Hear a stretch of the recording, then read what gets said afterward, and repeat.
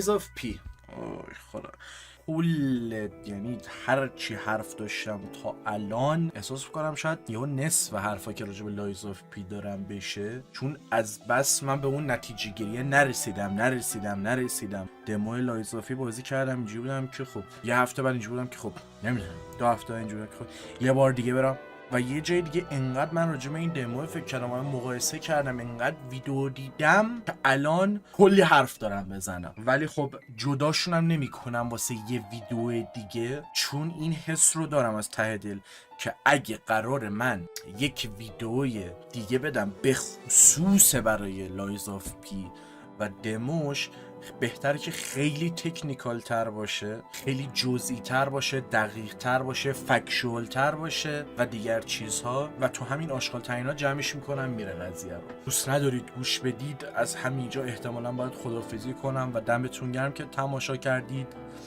شب و روزگار خوش. اگه نه بشین که کار داریم. ببینید بازی که بازی کاملی نیست و نقص داره، اما نقصهاش رو میپذیرم و با خوشحالی میرم سراغش و میدونم یه سولزلایک خوب دیگه تو لایبریم دارم. از نظر بیس و کور به نظرم خیلی فاصله داره با بازی فرام سافر، هرچند که هرچقدر بیشتر بازی میکردم چیزهای بیشتری بود که میدیدم مستقیما برداشته از بازی فرام سافر، ولی صرفاً برداشته دلیلی بر این نمیشه که خوب اجراشون کرده یا توشون به بهترین نحو احسن عمل کرده و این نکته ریزی بود که بهش دقت نمیکرد. ولی جذب کل اون پکیج لایز آف بی یک جا هستم و اون پکیج یک جا من دوست دارم، یعنی هنوزم روی اون حرفم هستم که گفتم به نظر من تا همونجا لایز آف پی یکی از بهترین سولزایی که میتونید تجربه کنید که فرام سافرم نساخته. محیطی که داره به نظر دیتیلد میاد ولی در عین حال خشکه و زیاد نمیتونی کاری بکنی و خیلی جاها حداقل توی دمو، ببینید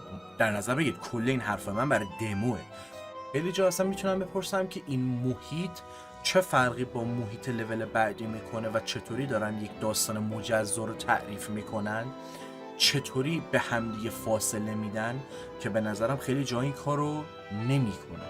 چیزی که میشه گفت تو سولز فرام سافر اینجوری نیست، اینجوری که هر لول داره داستان خودش رو تعریف میکنه، هر چیزی که تو داری میبینی داره یه چیزی رو به سمت جلو حرکت میده و اگرم یک جا پاز میکنه یا یک جا نگه داشته تو باید ببینید دلیلش چیه. با بلادبورن از نظر خیلی چیزا مقایسه میشد که الان اصلا نمیتونم مقایسه کنم و مشکل بازی هم نیستا، اونا خیلی خوبن و بحث این هم نیست که بگید تفاوت داره و خوب اجرا کرده، بحث اینه که هم تفاوت داره، هم تو اون تفاوت ها هم تشابه ها به اون خوبی که باید عمل نکرده خیلی جا. و بازم تکرار میکنم من 11 ساعت دمو رو پلی دادم، یکی از بهترین اثرهایی که میشه از شرکتی از جدا فرام سافر تجربه کرد و شاید حتی اینو احمقانه است ولی اینو گفت که با خیال راحت شما میتونید تگ سولز لایک رو روش بزنید. فیزیک بازی و انیمیشن ها رو من خیلی جا دوست ندارم و نیستم. تو کالیژن بازی رو میدیدی عملا با چشم داری میبینی ایراد داره و گیر میکنی به آبجکت ها یا خود انمیا، چیزی که شاید تو سولز واسه من اتفاق افتاده بوده ولی انقدر کم که اصلا آزاردهنده نبوده، ولی اینجا انقدر زیاد که شاید من انمی یه سر جا نمیتونستم بزنم و اینجوری من چیکار کنم، چجوری از این موقعیت در بیام، مخصوصا که تو این بازی ها بیشتر اهمیت دارن این موضوع. یه سری جا اون هیت باکس و فریما عجیب بودن و اون بازی که کردم میگم مثلا من 11 ساعت 15 ساعت بازی کردم، نصف بیشترش تست همین چیزا بوده که خودم تست کنم. یه وقتی هم که گذاشتم ویدیو ملت تست کردن رفتن تو فایلای گیم و چه بدونم فریم این چه جوریه، کالیژن چه جوریه، هیت باکس ها چه جوریه، یه سری جای ایراده وارده که امیدوارم فیکس شه، چون همچین بازی هایی بیس اصلیشون هم میشه گفت بیشتر خب کامبت دیگه، اون یا باید بی ایراد و بی نقص باشه یا حداقل کم ایراد باشه. سر یه موردی مثل لایز آف پی هم واقعا حیفه که یه نتیجه مثل استیل رایزینگ داشته باشه و امیدوارم همچین چیزی در نیاد. و اتفاقا خیلی خیلی خیلی از نقد هایی که به استیل رایزینگ وارده مستقیما سوار روی لایز آف پی هم میشه و باید حواسمون باشه و شاید بشه گفت حواس دیولپرها باشه که همون اشتباه رو دوباره تکرار نکنن. و مثلا تو میبینی یه استراتژی معمولی میچینی واسه انمی معمولی تا الیت ماب و باس و اکثر چیزایی که حداقل توی دمو بود، چون توی دمو ما 3 تا تایپ انمی داشتیم، واسه همشون تقریبا جوابه و یک کم که نه، خیلی تو مخ ناراحت کننده است. تو سولز ما همچین چیزی رو نداریم، خیلی جاها نمیبینیم. اینجا اگه من خودم رو محدود میکردم به گارد پری رول، آره محدودتر بودم، اما به خاطر اینکه استامینا اونقدر کم نمیشد و منیج استامینا من تقریبا اصلا نداشتم، میدویدم دور میشدم یا دور باز کامل میچرخیدم، انقدر بالاخره میچرخیدم تا یه اتک بزنه، منم یه چند تا میزدم میمدم بیرون و آی فریم عجیبی هم داشت که حالا باید ببینیم چی میشه واقعا و به نظرم باید اصلاح بشه. امیدوارم AI و رفتار انمیا بهتر شه، چون تو کلا وقتی یه استراتژی پیدا کنی که رو همه چی سوار شه یا اصلا قالب بر همه چی بشه، به قولی مزه گیمو کلا میپرونه و فراموش شدنی میکنه اثر رو، بازها رو و خیلی نتایج منفی داره. تو حتی دارک سولز 1 هم اینو نداره، یعنی دارک سولز 2 هم اینو نداره مثلا که میگم بده. خب و تو یه سری استراتژیات که واسه یک سری باسا میچینی و کامل یادت میمونه و سالها بعدم میتونی فراموش کنی. اینجوری نیستش که بگی خب همه رو یه شکلی زدم دیگه، واسه هر کدوم باید یه حرکتی بکنی و یه چیزی رو یاد بگیری. همین الانش رفیق من تازه دارک سولز 1 رو شروع کرده، اینجوریه که من رفیقم به من گفتش که حسی که من میگیرم اینه که هر منطقه‌ای که میرم انگار بازی یک رفتار و یک استراتژی رو میخواد بهم یاد بده که یک سری جاهای به خصوص میتونم از اونها استفاده کنم و اگر استفاده نکنم مثلا نمیتونم رد شم یا حداقل بیفایده است. هرچند که وقتی بیشتر اوایل بازی تا اون استراتژی رو نفهمی احتمالاً گیر میکنی و نمیتونی رد کنی، میری جلوتر، به مرور مثلا آسونتر میشه.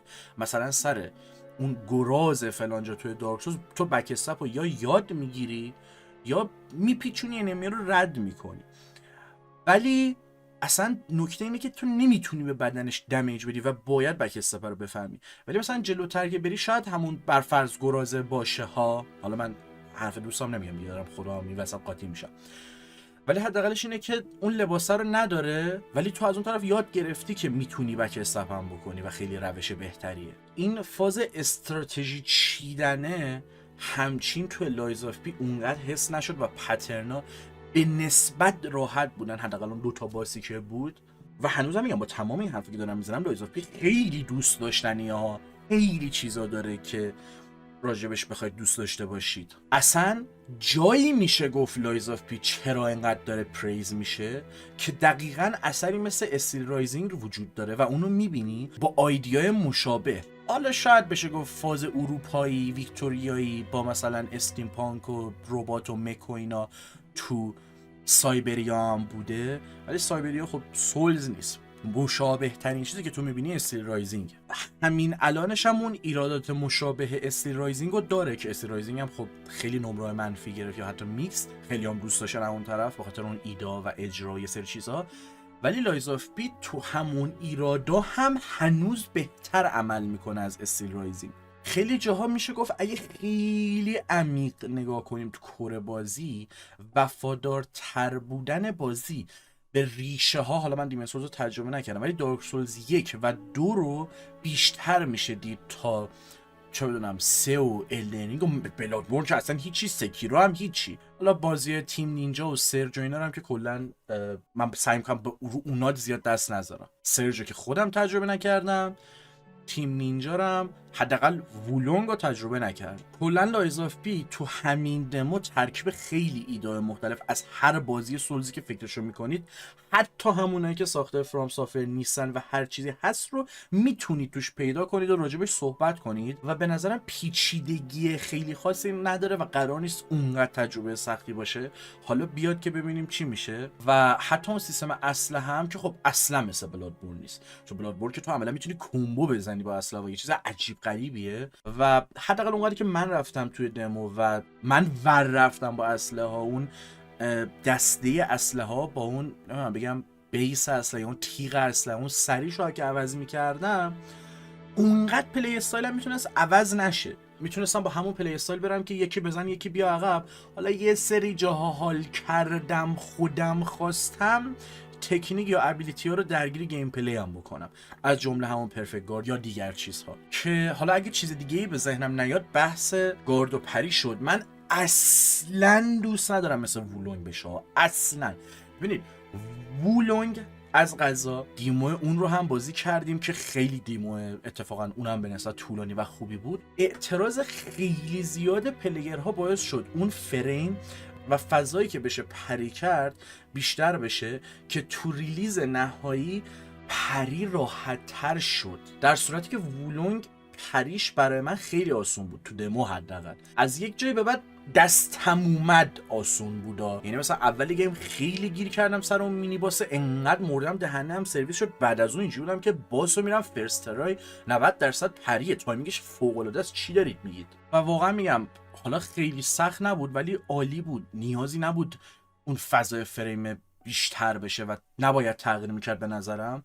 از این طرف حالا گیر ملت به پری لایز آف پیه و دیدم شنیدم گیر دادن که آقا پری سخته، فریم یا اون فضای پری کردن خیلی کمه، درستش کنید. و ایرانی خارجی هم نداره، همه جوره دیدم که گیرن روی این پری تایمینگ.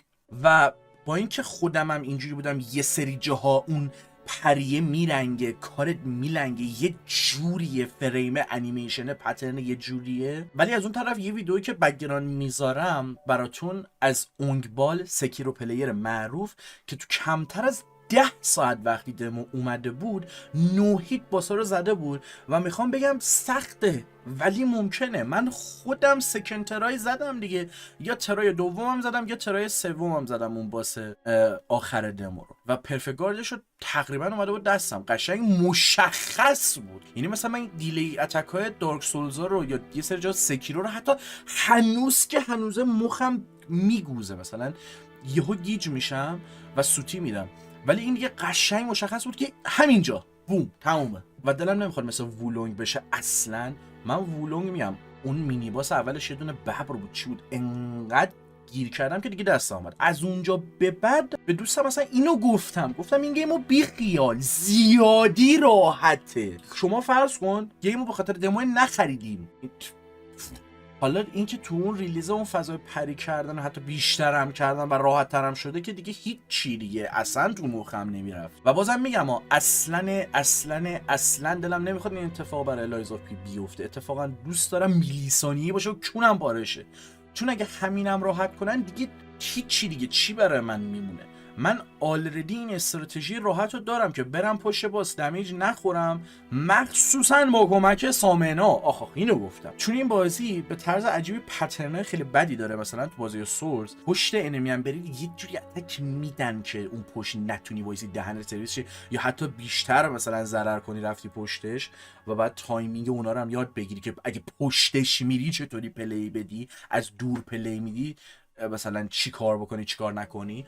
چون فرام سافری که قشنگیه که داره خب انقدر بیلد مختلف داره، در نظر میگیره که آقا من یه باسم و یه سری پترن واسهش چیدم، از دور طرف پلی داد چیکار کنم، یه سری پترن چیدم از نزدیک پلی داد چیکار کنم. حالا نه واسه تک انمیاد یا باسای تو بازی، ولی خب اینو داره. و اینجا با کمک یه سامن عملا میری پشتش، چی دمیج نمیخوری، دسته میخوره بهت دمیج نمیخوری. اوکی سامن مرد، هنوز تو پرفکت گارد رو مثلا یاد نگرفتی تو طول بازی، اوکی یکم سیف بازی کن و تمومه. میگم صرفا چند روز بعد از اینکه مثلا جو لایز آف پی پرید دوباره رفتم سراغش، یکم یوتیوب که اینور اونور فاز دیزاین و فایلای بازی باز کردم و اینا نگاه کردم، دیدم نه جدی یه سری جا مشکل داره بازی. اون هیت باکس منطقی نیست. تو چطوری اون دسته داره میچرخه چون رفتی پشتش یا بغلشی دستت نمیخوره. و در نهایت بگم چه این ایرادها رو میفهمیدم چه نمیفهمیدم، واقعا دیگه به بلادبورن نمیرسه. چه لحظه که دمو رو بازی کردم چه تا موقعی که بازی بیاد و کاملا باشه و این ایرادان برطرف بشه، باز من میگم واقعا بلادبورن یه چیز عجیب غریب دیگه است. و اینو فن بوی توری هم نمیگم حرف من بچه بی خیال شید، من فن بویم. برید گیم دیزاینرها رو دنبال کنید سر این قضیه و انقدر دیزاین پیچیده‌ای داره گیم پلی و باور نکردنیه چطور تونستن همین چیزو هندل کنن. حالا راجع به بلادبورن خایمالی اونو نکنید، حرفمون لایز آف پیه. ولی خب سر هم وپنا مثلا اونجا میشه کمبو زد، اینجا صرفا میشه تغییر داد اون وپن تو. حالا نمیدونم میشه کمبو زد یا نه، مطمئن نیستم، بعید میدونم. و مثل بلادبورن اونقدر تغییر ایجاد نمیکنه تو پلی استایل. در نهایت تو تمام این موضوعی که روشون دست گذاشتم خیلی بیشتر میشه صحبت کرد و اصلا فاز منفی به نسبت لایز آف پی ندارم من بازی رو دوست دارم و ناراحت نیستم از چیزایی که میگم، صرفا شاهکار نیست و قرار نیست تغییری ایجاد کنه و جریان ساز باشه به اون صورت، حداقل از دمو اینجوری. و خیلی بازی ها اومدن که میگیم آقا مهم نیست، نرفتی هیچی از دست نداری، بیا بجاش دارک سولز 2 رو برو خدا.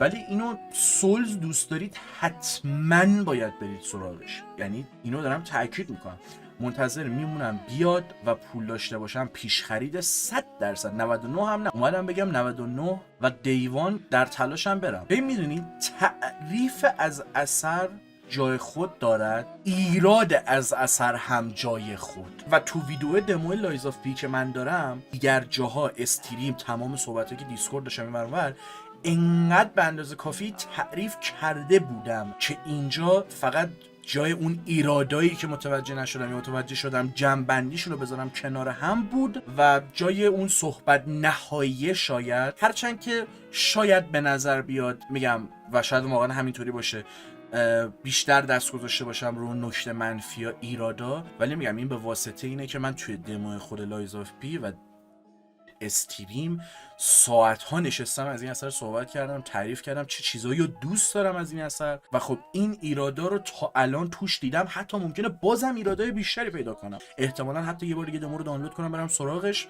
چند ماه دیگه هنوز بازی میاد و الان که گفتم حتی هوس کردم برم یه بار دیگه دمو رو بازی کنم، خیلی چیز خفنی. ولی همین، مرسی دوباره از گوشی. دوست داشتم که دیگه تا اینجا بدونم حداقل خیالم راحت باشه بگم آقا من حرفامو راجع به دمو لایز آف پی زدم، چه اون مثبت چه منفی ها.